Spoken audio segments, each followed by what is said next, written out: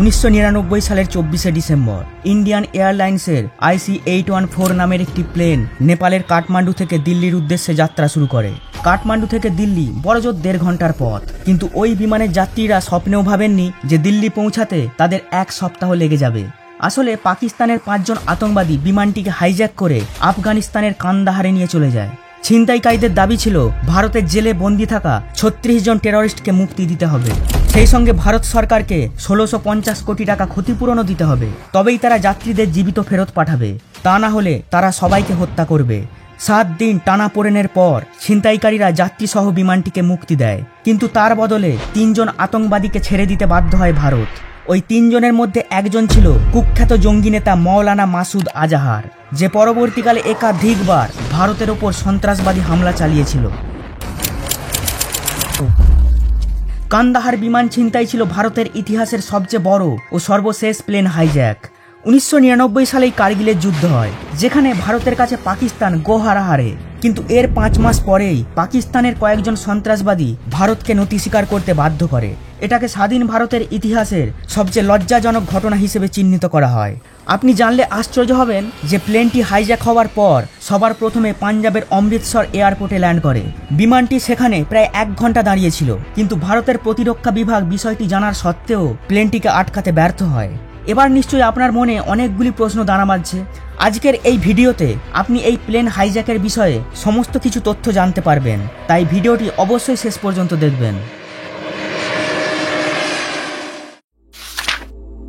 তারিখটা তো আগে বলেই দিয়েছি, সময়টা ছিল বিকেল 4টে। কাঠমান্ডু ত্রিভুবন ইন্টারন্যাশনাল এয়ারপোর্ট থেকে IC814 নামের বিমানটি টেক অফ করে। সন্ধ্যা 5:30টার মধ্যে ওটি দিল্লি এয়ারপোর্টে নামার কথা ছিল। প্লেনটিতে মোট 190 জন লোক ছিল, যার মধ্যে প্যাসেঞ্জার ছিল 179 জন, বাকি 11 জন ছিল বিমানের ক্রু মেম্বার। ফ্লাইটটি ছাড়ার কিছুক্ষণ পরেই বিমান কর্মীরা যাত্রীদের খাবার সার্ভ করা শুরু করে।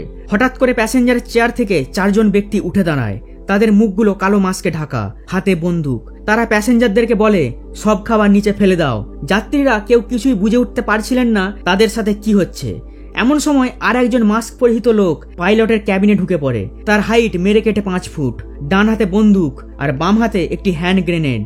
চালকের মাথায় পিস্তল ঠেকিয়ে সে ঘোষণা করে, প্যাসেঞ্জাররা এখন তাদের হাতে বন্দী। বিমানটিকে হাইজ্যাক করা হয়েছে, বেশি বাড়াবাড়ি করলে সবাইকে মেরে ফেলা হবে। এরপর সে পাইলটকে বলে, প্লেনটিকে পশ্চিম দিকে ওড়াও। সে সময় ককপিটে ছিলেন পাইলট দেবী শরণ সিং, সঙ্গে ছিল তার 2 অ্যাসিস্ট্যান্ট। পাইলট বলেন, পশ্চিম দিকে তো যাব, কিন্তু পশ্চিমের কোথায়? বেঁটে লোকটি বলে, লাহোর। পাইলট বলেন, লাহোরে যাবার মতো জ্বালানি বিমানের মধ্যে নেই। তখন ওই ছিনতাইকারী প্রশ্ন করে, তাহলে কত দূর অবধি যাওয়া যাবে? নার্ভাস হয়ে গিয়ে পাইলট বলে ফেলেন, আহমেদাবাদ। সঙ্গে সঙ্গে ওই ছিনতাইকারী পাইলটের গালে সপাটে চড় মারে এবং বলে, আমাদেরকে বোকা পেয়েছো, যা বলছি তাই করো। পাইলট দেবী শরণ নিরুপায় হয়ে সেই নির্দেশ পালন করতে বাধ্য হন। তবে তিনি সে সময় একটি বুদ্ধিমানের কাজ করেন। তিনি ছিনতাইকারীদের নজর এড়িয়ে এটিসিতে একটি গোপন কোড নাম্বার পাঠিয়ে দেন। এটিসি বলতে এয়ার ট্রাফিক কন্ট্রোল। তো সেই কোড নাম্বারটি থেকে এটিসি জানতে পারে প্লেনটিকে হাইজ্যাক করা হয়েছে। সময়টা তখন বিকেল 4:40। ঘণ্টাখানেক পর বিমানটি ভারতের আকাশসীমা ছেড়ে পাকিস্তানে প্রবেশ করে। ক্যাপ্টেনকে লাহোর বিমানবন্দরে অবতরণ করতে বলা হয়, কিন্তু পাকিস্তানি এয়ার ট্রাফিক কন্ট্রোল বিমানটিকে নামার অনুমতি দেয়নি। বাধ্য হয়ে আকাশের মধ্যেই পাক খেতে থাকে বিমানটি। একটু আগেই বললাম যে বিকেল 4:40 এটিসিতে খবর চলে গিয়েছিল যে IC814 বিমানটিকে হাইজ্যাক করা হয়েছে, কিন্তু প্রধানমন্ত্রীর দপ্তরে খবরটি পৌঁছায় তার অনেক পরে, বিকেল 5:20। সন্ধ্যা 6টার সময় ইন্ডিয়ান এয়ার ট্রাফিক কন্ট্রোল বিমানটির সাথে যোগাযোগ স্থাপন করে। পাইলট দেবী শরণ জানান যে বিমানে জ্বালানি খুবই কম, কিছুক্ষণের মধ্যে ল্যান্ড করতে না পারলে মাঝ আকাশেই বিমানটি ক্র্যাশ করে যাবে। ছিনতাইকারীরাও ধৈর্য হারিয়ে ফেলেছে, তারা যাত্রীদের সবাইকে মেরে ফেলার হুমকি দিচ্ছে। সন্ধ্যা 6:30টার সময় পাকিস্তানে অবস্থিত ভারতীয় দূতাবাস পাকিস্তান অথরিটির সাথে কন্ট্যাক্ট করে, কিন্তু তারা ভারতের অনুরোধ খারিজ করে দেয়। এর কারণ হলো, পাকিস্তান যদি বিমানটিকে তাদের দেশে ল্যান্ড করায় তাহলে তাদের কারসাজি প্রকাশ্যে এসে যাবে। তাই সন্ত্রাসবাদীদের ওপর সমস্ত দায় চাপিয়ে নিজেদের গা ঝেড়ে ফেলতে চেয়েছিল পাকিস্তান। এদিকে ঘড়িতে তখন বাজে 6:44। ছিনতাইকারীদেরকে পাইলট জানান যে জ্বালানি একেবারে শেষের পথে, বিমানটিকে কোথাও না কোথাও নামাতেই হবে। লাহোরের সবচেয়ে কাছে অমৃতসর এয়ারপোর্ট, তাই ওখানে অবতরণ করা ছাড়া দ্বিতীয় কোনো উপায় নেই। যারা বিমানটি হাইজ্যাক করেছিল তারা কখনোই চায়নি বিমানটি ভারতে ল্যান্ড করুক, কারণ এতে খেলা পুরো ঘুরে যাবে। যে বিমানটি এতক্ষণ তাদের কন্ট্রোলে ছিল সেটা ভারতের আন্ডারে চলে যাবে। কিন্তু হয় এর উল্টো, ইন্ডিয়ান অথরিটি এমন কিছু ভুল কাজ করে বসে যার ফলে বিমানটিকে আটকে রাখতে তারা শেষমেশ ব্যর্থই হয়। সন্ধ্যে 7টা অমৃতসরে বিমানবন্দরে অবতরণ করে IC-814। প্লেনটিকে রিফুয়েলিং করার জন্য এয়ারপোর্ট কর্তৃপক্ষের কাছে অনুরোধ জানানো হয়। ভারত সরকার ইতিমধ্যে একটি ক্রাইসিস ম্যানেজমেন্ট টিম তৈরি করে ফেলেছে, যাদের কাজ হলো বিমানটিকে এয়ারপোর্টে আটকে রাখা। এদিকে বিমানে জ্বালানি ভরা হচ্ছে না, একটু একটু করে সময় এগোতে থাকে। 40 মিনিট হয়ে যায়। হাইজ্যাকাররা ধৈর্য হারিয়ে ফেলে। তারা এতক্ষণ ধরে যে হুমকি দিচ্ছিল এইবার তা সত্যি সত্যিই করে দেখায়। সতনাম সিং নামের এক যাত্রীকে তারা ছুরি দিয়ে আঘাত করে। বিমান চালক ইনফর্ম করেন যে হাইজ্যাকাররা হামলা করা শুরু করে দিয়েছে, যেন অবিলম্বে প্লেনটিকে রিফুয়েলিং করে দেওয়া হয়, তা না হলে তারা একে একে সবাইকে মারবে। 7:45 ক্রাইসিস ম্যানেজমেন্ট টিম একটি পরিকল্পনা তৈরি করে। বলা হয় অয়েল ট্যাঙ্কারের ভেতরে বসিয়ে কয়েকজন পুলিশকে পাঠানো হবে। বিমানে যখন তেল ভরা হবে তখন তারা টায়ারে লিক করে দেবে, যাতে বিমানটি আর উড়তে না পারে। পরিকল্পনাটা ভালো, কিন্তু তা বাস্তবায়ন করা কঠিন। সেই সময় আর একটি প্রস্তাব দেওয়া হয় যে অয়েল ট্যাঙ্কারটি বিমানের পথ আটকে রানওয়েতে দাঁড়িয়ে থাকবে। এই দ্বিতীয় প্রস্তাবটি সকলের পছন্দ হয়। সেই মতো একটি ট্যাঙ্কারকে পাঠানো হয়। রানওয়ে ধরে সেটি খুব জোরে ছুটছিল। ড্রাইভারকে স্পিড কম করতে বলা হয়, কিন্তু সে শুনতে ভুল করে। নির্ধারিত স্থানে পৌঁছাবার আগেই সে হঠাৎ করে গাড়ি থামিয়ে দেয়। এদিকে ছিনতাইকারীরা উপর থেকে পুরো বিষয়টি লক্ষ্য করছিল।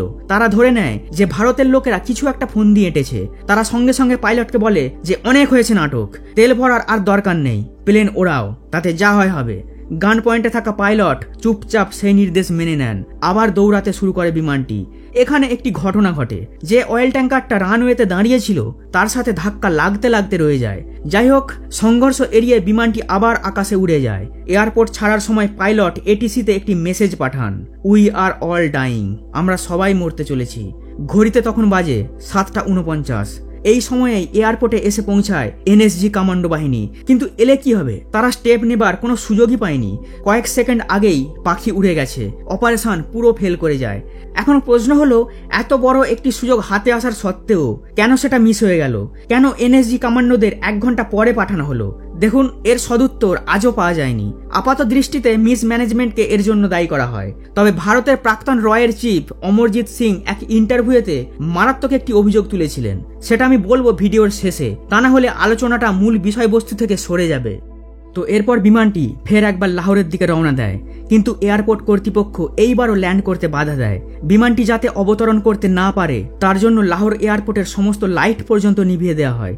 এদিকে জ্বালানি ফুরিয়ে আসায় বিমানের অবস্থা সঙ্গীন।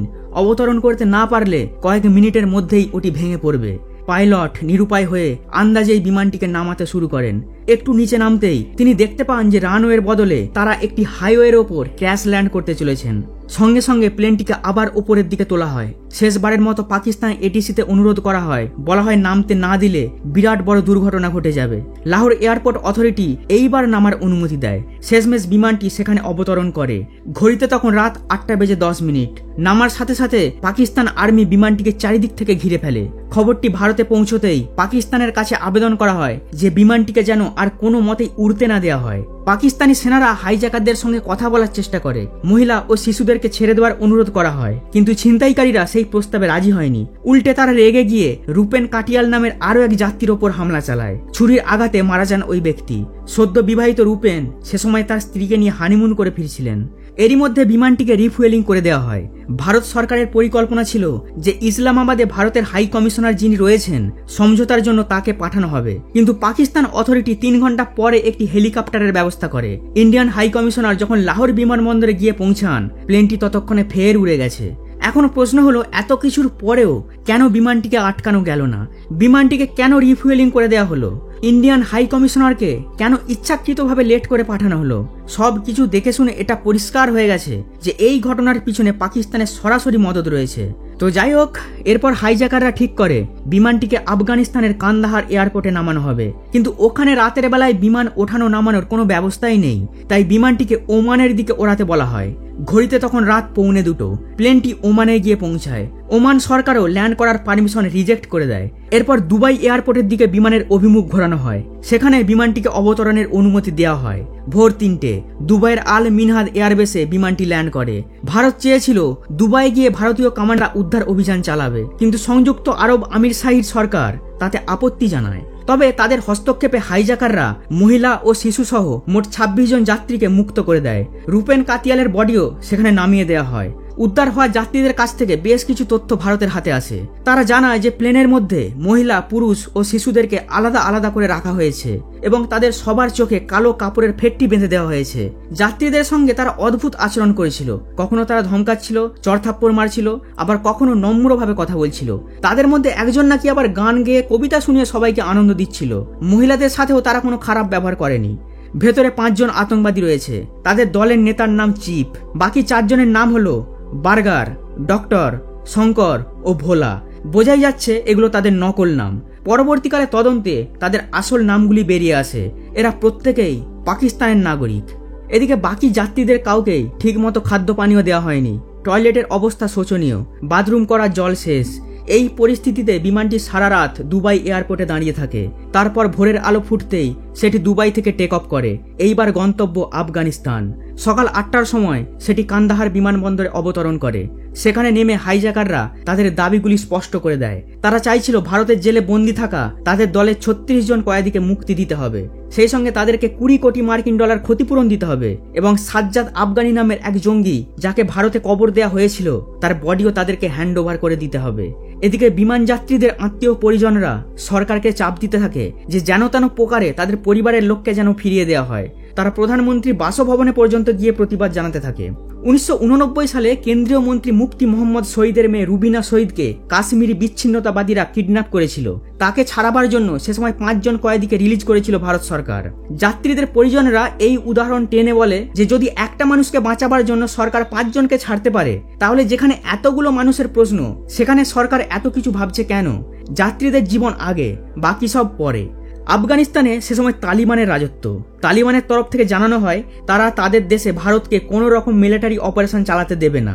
এর জন্য তারা পুরো এলাকাটি চারিদিক থেকে ঘিরে ফেলে, এমনকি রকেট লঞ্চার, কামানও সেখানে রেডি রাখে। তবে তারা প্রস্তাব দেয় যে তারা ভারত সরকার ও অপহরণকারীদের মধ্যে মধ্যস্থতাকারী হিসেবে কাজ করবে এবং হাইজাকাররা যাতে যাত্রীদের ওপর হামলা না চালায় সেদিকে খেয়াল রাখবে।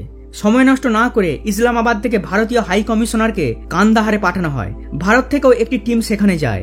বর্তমান জাতীয় নিরাপত্তা উপদেষ্টা অজিত ডোভাল সেই টিমের সদস্য ছিলেন।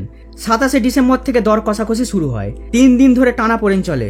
শেষ পর্যন্ত হাইজ্যাকারদের বেশিরভাগ দাবি নাকচ হয়ে যায়। ঠিক হয় ভারতের জেলে বন্দী থাকা 3 জন কয়েদিকে মুক্তি দেয়া হবে।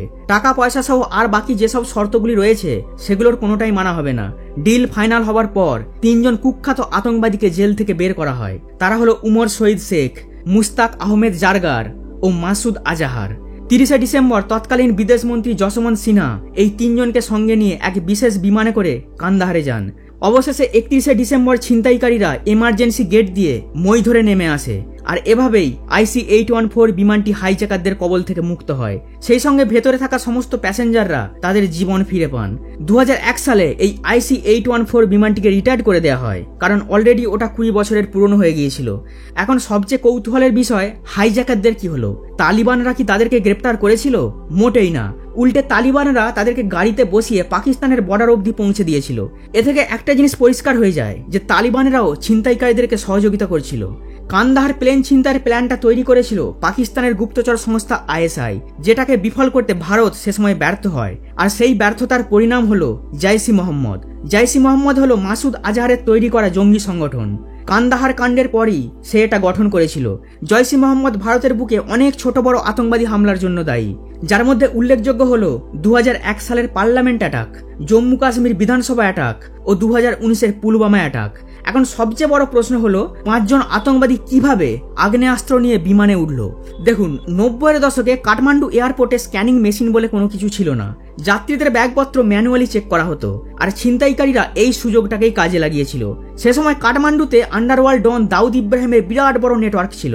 অনুমান করা হয় তাদেরকে দিয়েই ISI এই ব্যাপারটা ম্যানেজ করেছিল। তবে এটা নিয়ে ধোঁয়াশা রয়েছে, কারো কারো মতে কাঠমান্ডু এয়ারপোর্ট কর্তৃপক্ষ ভেবেছিল যে যেহেতু ব্যাগগুলো পাকিস্তান থেকে চেকিং হয়েই এসেছে তাই তারা আর খুলে দেখেনি।